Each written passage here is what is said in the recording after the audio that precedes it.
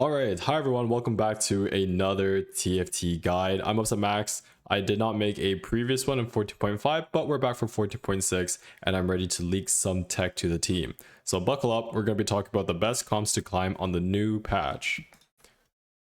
Alright, so we're going to start off with some returning compositions that are still viable and good from the previous patch, and then we're going to move more into the newly buffed comps and how to play them. So let's dive straight into the meta shift. What has changed? Well, I think overall you need to know that AD is going to be a little bit better than AP on this patch. Doesn't mean that AP is unplayable, it's just most of the S tier comps are going to be AD. Let's get straight into it. Exotech Zeri, it is back. Here we go. Exotech Zeri and MF Zeri, these two variations of just playing Zeri Exotech is going to be very strong. I'll get into why this is later. Marksman Vanguard has a little bit of a shift of how to play it. Instead of playing 4 Marksman, 4 Vanguard, now you're just going to be playing 2 Marksman and 6 Vanguard in the front line, so still a level 8 comp. Much stronger front line, however a little bit less damage.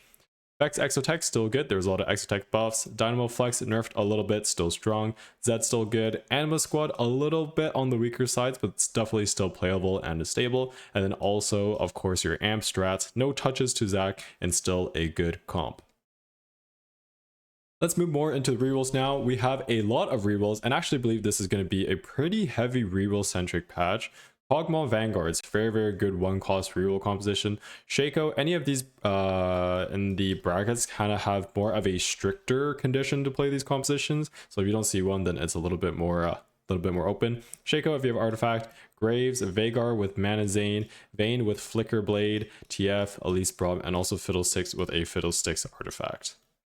Some comps to avoid unless you're really high rolling. Nitro reroll, I just don't think this is very good. I would try to stay away from this.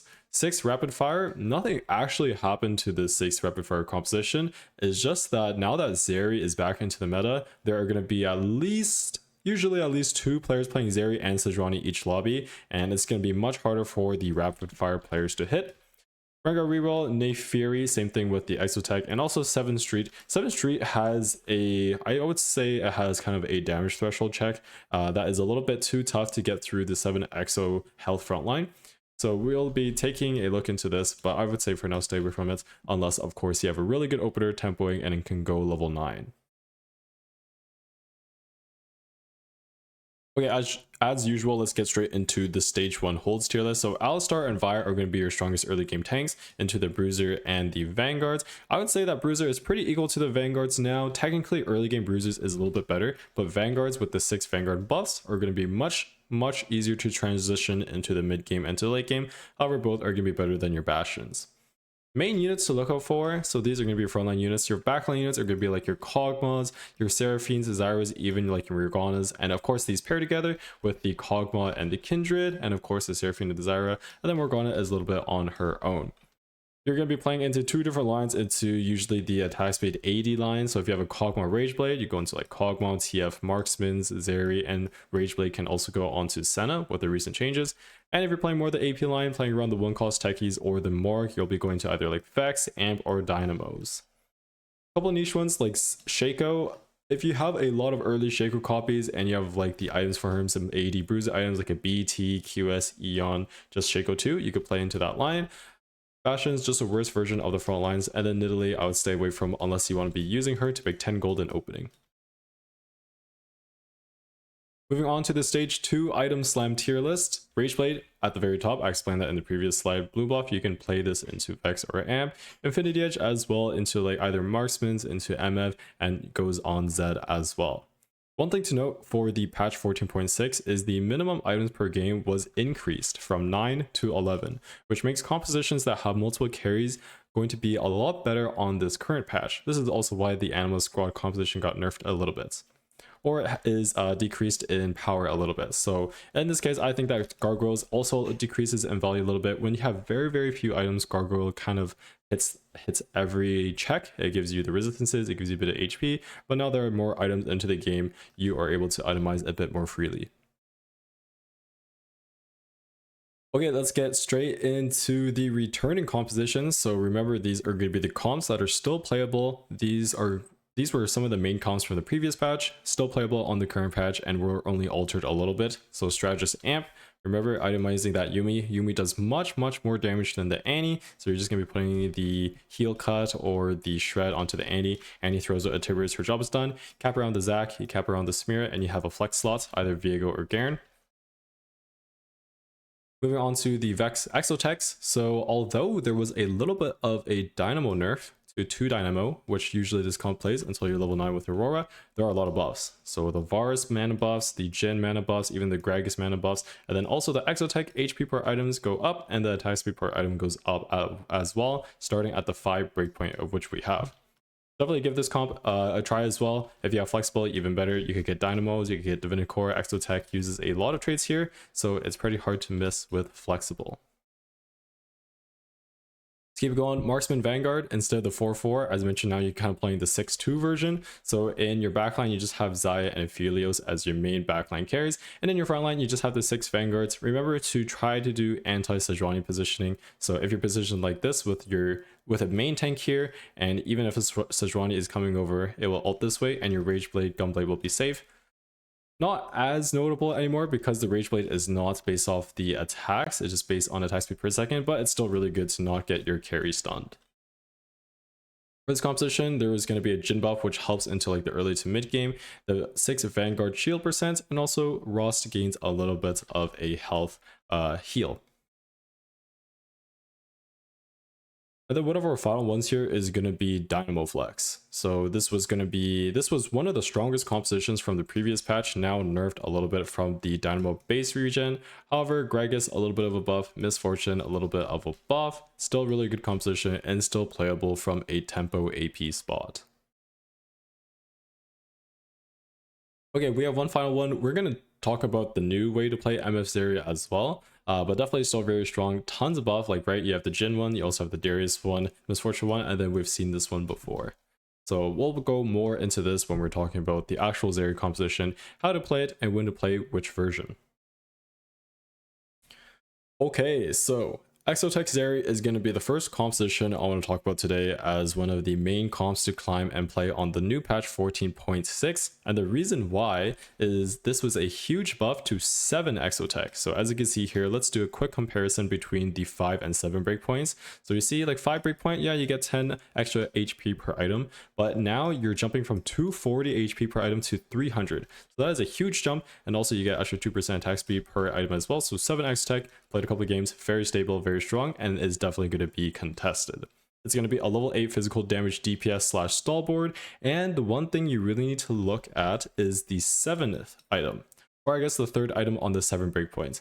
Hollowbow is not that great in the composition, it's actually the worst one, as you can see here, and Cyber Coil is the 2nd worst one.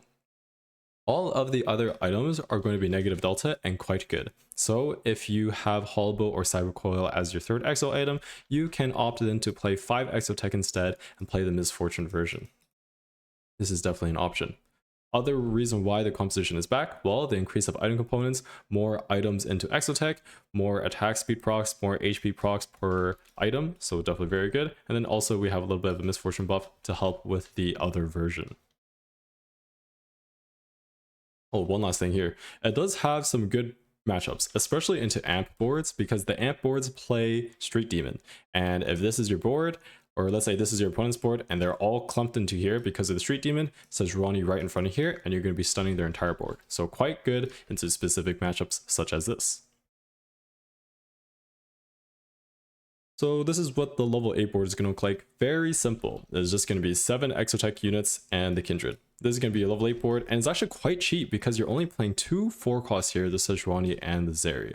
What you're going to do is you're going to level to 8 on 4-2, roll for this board. Best in slot Zeri is usually just going to be your Rageblade plus your Kraken, and either Pulse or Flux. Pulse is a little bit better than Flux, but Flux is in no means bad, so just make sure that you're building these 2 items. Jhin or the Varus is going to be your secondary carry. Of course, if one is 2-starred and the other one is 1-starred, itemize the 2-star unit. However, Jhin, I think, is going to be dealing a little bit more damage to the Varus, and in this composition, you'll be looking to build Sunder first, so Jhin will make advantage of that since he does physical damage. Mordekaiser is much tankier than Sejuani, so you're going to be wanting to put your actual tank items onto the Mordekaiser, or at least the aura ones that you want to keep alive for a long time, and you're going to be putting your mana tank items such as your Protector's Vow and your Adaptive Helm onto the Sejuani instead.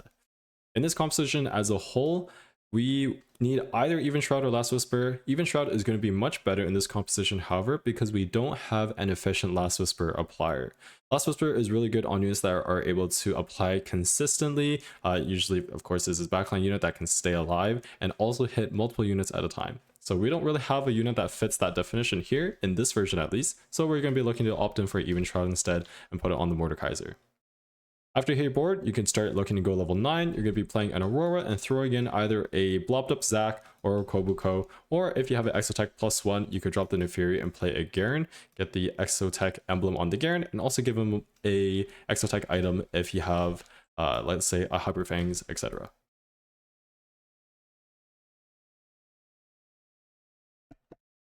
Let's keep it going. This is going to be the Exotech Zeri version. So same thing, level to 8 on forward to roll for this board. You want to be playing this if your third Exotech item is Cyber Coil or Hollowbow, where Cyber Coil is a little bit better than Hollowbow. So same Zeri Biss.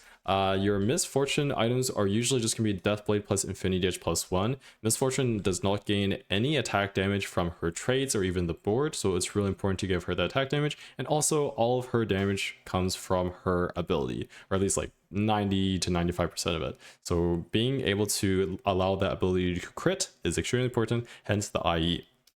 One last thing you need to know is if you're playing this version, your 3 or your 5 Exotech needs to at least contain a Pulse or Flux. If, let's say, the Pulse or Flux is on 7, then obviously you cannot play this version because you really need this third item onto this area. Mordekaiser holds your tank items, Sejuani holds your mana tank items, even Shroud still over Last Whisper. Technically you get Last Whisper Misfortune, but it's also not that great because it's not very consistent and it takes a while for her to cast. Level 9, Aurora plus Kobuko or Zac.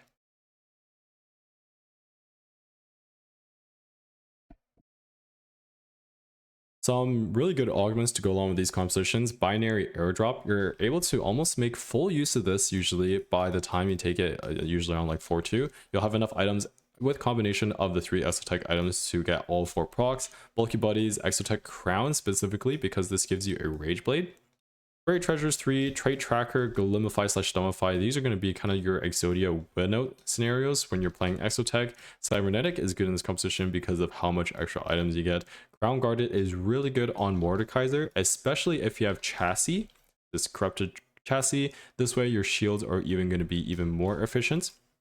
Spirit Link, any Econ 2-win, and Big Grab Bag to wrap up the comp. So definitely back in the meta. Play this in your games, just make sure you have the right Exotech items and you're building a setup such as this. Alright, let's keep it going. Kog'Maw Vanguards, very fun composition. This is going to be a level 4 to 6 reroll comp. And this is going to be a physical damage scaling board.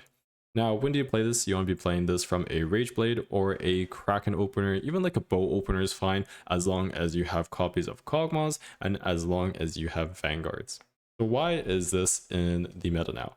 Well, there's a big buff to 6 Vanguard specifically. Ross gets a pretty reasonable buff to his heal, and also Skarner 3-star. If you see here, the ability armor ratio gets increased a reasonable amount, and in this composition, we are definitely going for that Skarner 3. Kog'Maw's ability damage AD goes down a little bit, but with the other buffs, that means that overall, this is going to be a net buff to the composition. So let's take a look at what this comp looks like.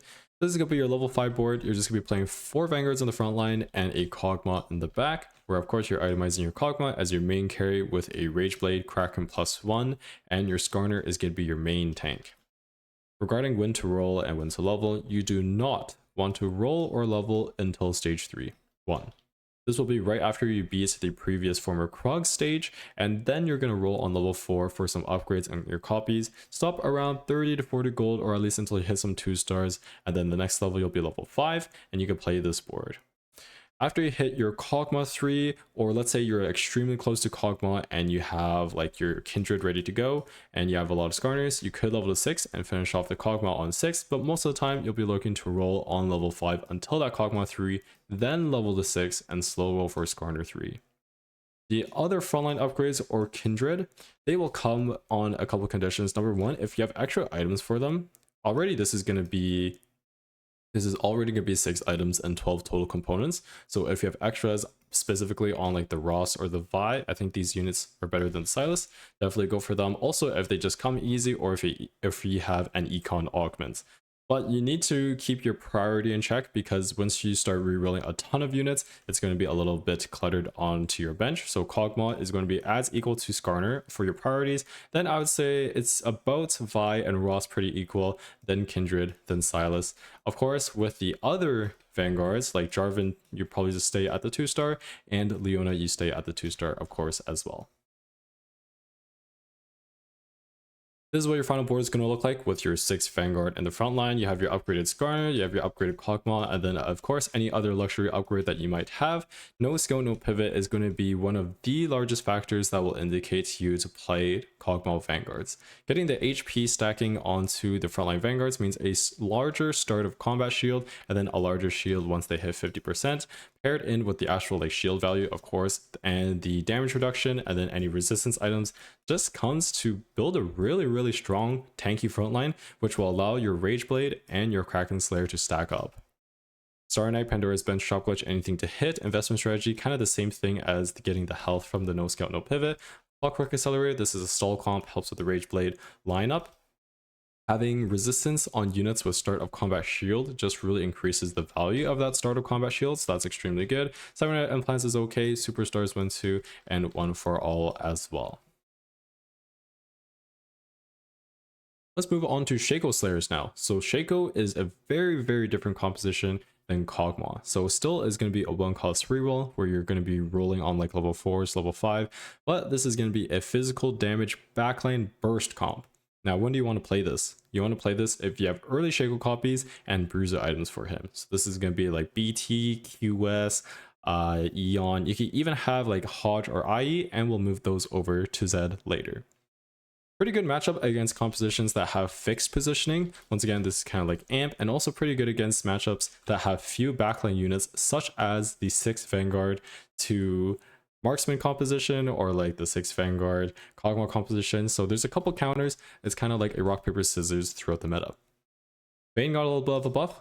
Darius got a little bit of a buff, and Sunny gets a little bit of a buff as well. Shaco in general was just overall quite a good comp from last patch. So with some extra buffs, we are definitely looking to play this on the new patch from specific spots.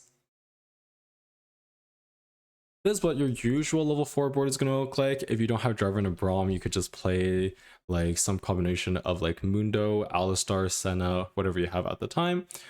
You do not want to roll or level usually until stage 3-1. This is kind of just like the beginner's guide of how to play Shaco. Of course, if you're advanced, you will know there are going to be some times when you should roll a little bit before this, but for the most part, just stick to this rule here. Do not roll or level until stage 3-1. Then once you're level 4, you're still going to be level 4 on stage 3-1. That is when you want to send for Shaco 3. This is going to be a unique comp that overrules the usual rule where you want to stop at 30 gold. Because of how Shaco's stacking passive works, whenever he kills a unit, he gains permanent AD. So being able to kill units as early into the game and really snowball will start your snowball for the rest of the game. Which means you really want to hit Shaco 3 ASAP, even if that puts you below 30 gold. Shaco Abyss is usually going to be QS, so Quicksilver, Edge and Knight +1. This could be Bloodthirster, Hodge, Giant Slayer, Strikers, Sterix. The third one is a little bit more flexible because you already get so much Omnivamp from the 6th Slayer, but you really need Eon on Shaco, and QS is great on him as well. Shaco does great with range. Now, this is what you do if you don't have range on Shaco. If you do have range on Shaco, whether it be from scoped weapons, the prismatic black marker augment, then you could go more along the lines of like Rage Blade, QS, GS. If you have an artifact, then it will of course just be the range artifact, such as one of these, and then some combination of like Infinity Edge, Strikers, Quicksilver, GS. You could even build Rage Blade on this as well. In regards, I want to play Syndicate or Winter Hat. If you're playing no range Shaco, then of course he's going to be in the front line jumping around. You want to hat him so then he hits the lowest health enemy and then gets his kill from there. If you are playing a range Shaco, then he is not going to be getting all up in this. He'll be staying in the back, so you don't need to play Syndicate, just play your 6 Slayers, and you could play more Divinicore such as Gragas and Renekton. Here's how your final board is going to look like. The level 9 is not very significant for Shaco. Number 2, it's just hard to get level 9 because we're spending so much gold on level 4 and level 5 trying to dig for that Shaco 3. So usually you're just going to be level 8, and your win con is actually going to be Jarvan 3, Senna 3, and unfortunately it's kind of hard to win the game with Shaco, but it is a very solid top 2 to top 4, depending on your spot. Really good augments, Portable Forge and Living Forge to fish for some artifact for the Shaco. Scoped weapons, now you essentially are going to be playing 4 item Shaco, and then your Shaco is just going to be in the back. Give him some pure damage items, and he'll do some good work. Chop Glitch, Mace's Will, Light Up Long Distance Pals, Hero Grab Bag, and Band of Thieves is going to be the augments you want to take with this composition as well. In terms of positioning, your Zed is usually going to be on A3 or A5 here, with these rows being like A, B, C, D. This way, when his first cast goes off, he'll be going into one of these 2 corners where the enemy carry usually going to be, hitting them. Then if, let's say, Shaco is in a little bit closer, he can then like teleport and help finish the job. So this is going to be your default positioning for your Shaco Zed. Let's keep it going. So Graves Reroll is going to be quite good on this patch. It was already pretty good last patch. We had some pioneers such as like Wigwug starting this out, but now we actually have some more information, some more stats on it as more people have played more games. This is going to be a level 6 reroll composition and is a physical damage burst comp, and you want to be playing this when you have early copies of Graves plus an item slam. Also quite good matchups against compositions with fixed positioning because it is going to be quite easy to wrap, and I'll show you the positioning on how to do that. A little bit of a rhyme there for you. Gragas mana goes down a little bit, the Senna passive cleave goes up a little bit, same with the Rost. So these 3 units, there are quite a few compositions that use these 3. Graves uses Artifact extremely well. So take a little looky here. These are going to be the main ones on him. If you get any of these, then you can definitely angle Graves Reroll. Here's going to be your usual level 6 board. The way you really want to play this is actually pretty complicated. So keeping it pretty simple is starting on stage 3-2. That is when you're going to be level 6. And starting from here, you want to be proccing Golden Ox every round through rolling. And as you're rolling, of course, you're just picking up Graves, you're picking up Jarvans, and just upgrading your general board. This board, you really actually want Executioner on level 6, and getting a Vex is going to be the most high roll part, because Vex is going to be your 4th Divinicore, and also Rengar does not provide much here. So getting a Vex here is pretty good. If you don't have Rengar at the time or an Executioner and you already rolled, then just play like an Alistar, this is fine. Just play with your strongest board at the time of combination of Divinicore, Golden Ox, like Slayer, Vanguard. Usually you always want to keep in these 2 units, where Rengar and Gragas is more of your flex units. Gravespiss is going to be BT, QS, and then either Eon or Sterix. Of course, since this is more of a tempo composition, you can put like the Last Whisper, you can put the red on him. I would kind of stay away from Infinity Edge because it doesn't really go anywhere until maybe you get like Inphelios. But some of these items that are flexible, you could definitely go, even like Striker's Flail. Just remember this is a tempo comp. Abyss is going to be Last Whisper red plus Strikers. If you don't have Last Whisper, then you could just put Even Shroud on the front line Jarvan as well. And the way you want to position is similar to this. So what ends up happening is if there is a unit here, Graves is going to auto attack, and then when he dashes, he's going to be dashing through the target behind it, killing this unit, and now he is right in front of the backline enemy carry, and he'll usually 2-tap that. So this is how you want positioning, usually on the sides, and then vice versa, he'll be over here, and you'll just move the units over. Vex is better than Rengar, and Viego is better than Aphelios on level 8.